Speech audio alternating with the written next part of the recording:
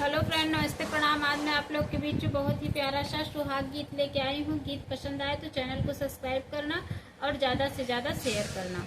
बसवा कटाई बाबा डेलरी बनावे, अरे दिहले दुलारी बेटी हाथ रेल नवाय, अरे दिहले दुलारी बेटी हाथ रेल नवा।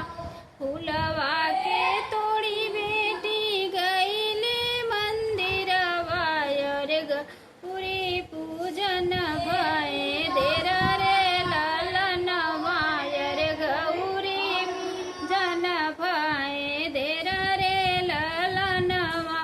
गौरी पूजत बेटी घर के लवटली, अरे आई देवड़िया पे ठाड़ी रे ललनवा, अरे आई देवड़िया पे ठाड़ी रे ललनवा। गौरी के पूजी बेटी कौना बार मांगू, अरे हमसे तू बताई रे ललनवा, अरे हमसे तू दे तू ताई रे ललनवा। नाही हम मांगे माया भैया से भतीजवा, अरे पने के अमर सुहाग रे ललनवा, अपने के अमर सुहाग रे ललनवा।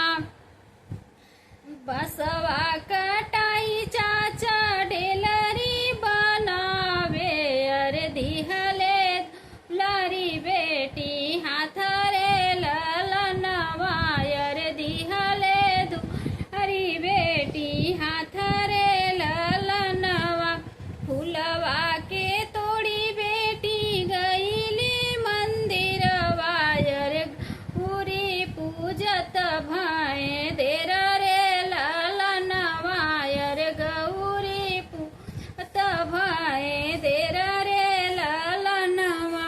गौरी के पूजी बेटी घर के लावटले, अरे चाची देवड़िया पे ठाड़ी रे ललनवा, अरे चाची देवड़िया पे ठाड़ी रे ललनवा। गौरी के पूजी बेटी कौना मांगन मंगलू, अरे दे तू हमसे ताई रे ललनवा, अरे दे तू हमसे ताई रे ललनवा। नाही घम मंगले चाची नैहरे में सुखी परी, अरे अरे अपने के मांगे गोदी में ललनवा, अरे अपने के मांगे गोदी में ललनवा। बसवा कटाई भैया डेलरी बनवावई, अरे दुलारी बेटी हाथ रे ललनवा, अरे दिहले दुलारी बेटी हाथ रे ललनवा।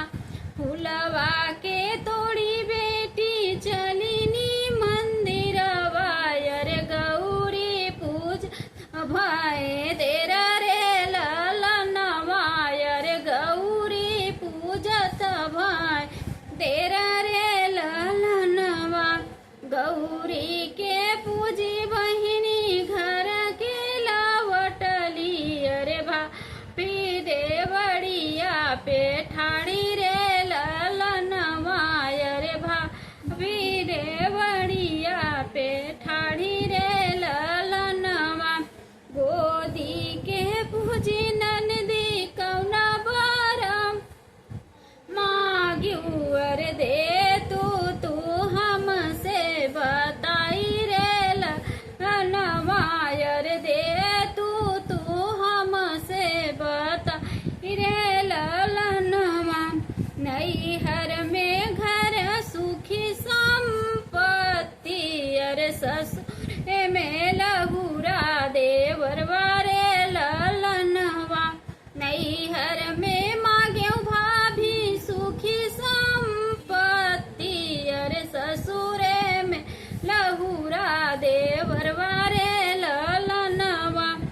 बसवा कटाई बाबा डेलरी बनावे अरदी ले दुलारी बेटी हाथ रे ललनवा अरदी हले दुलारी बेटी हाथ रे ललनवा। बहुत बहुत धन्यवाद। गीत पसंद आए तो ज़्यादा से ज़्यादा शेयर करना, चैनल को सब्सक्राइब कर लेना।